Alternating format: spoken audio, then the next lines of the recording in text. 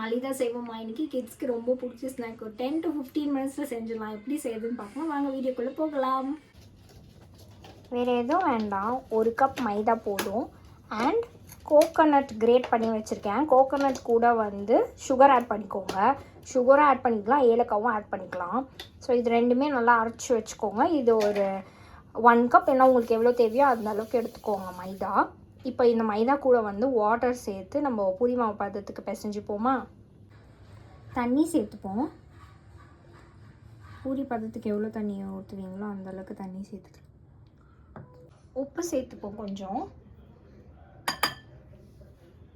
உப்பு சேர்த்து நல்லா பிசைஞ்சு பூரி மாவு பதத்துக்கு பிசைஞ்சாச்சா இது ஒரு 20 மினிட்ஸ் இல்லைன்னா 15 மினிட்ஸ் ஊற வச்சுருங்க. அதுக்கப்புறம் நம்ம திரட்டிக்கலாம். ஓகே, இப்போ வந்து என்ன பண்ணலாம், குட்டி குட்டியாக எடுத்து பால் ஷேப்பில் வந்து ரவுண்ட் பண்ணிப்போம். அவ்வளோதான். இந்த அளவுக்கு மாவு வந்து ரவுண்டு பிடிச்சி வச்சுக்கோங்க. நான் இன்றைக்கி 1 கப் மைதா எடுத்ததுனால இந்த அளவுக்கு தான் வந்திருக்கு. ஓகே, இது போதும். ஒரு 2 பேர் சாப்பிடலாம் அந்த அளவுக்கு இருக்குது இது.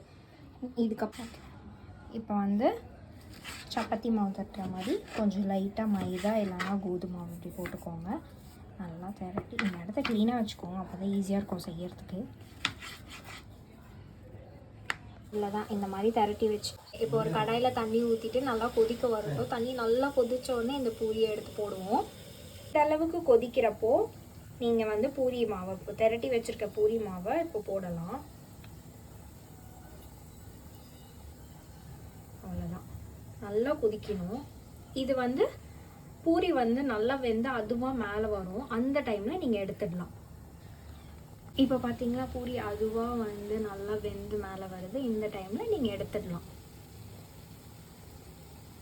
ஓகே, இப்போ வெந்துடுச்சு. இப்போ எடுத்துருவோம். இது லைட்டாக வலுக்கும் கைஸ்.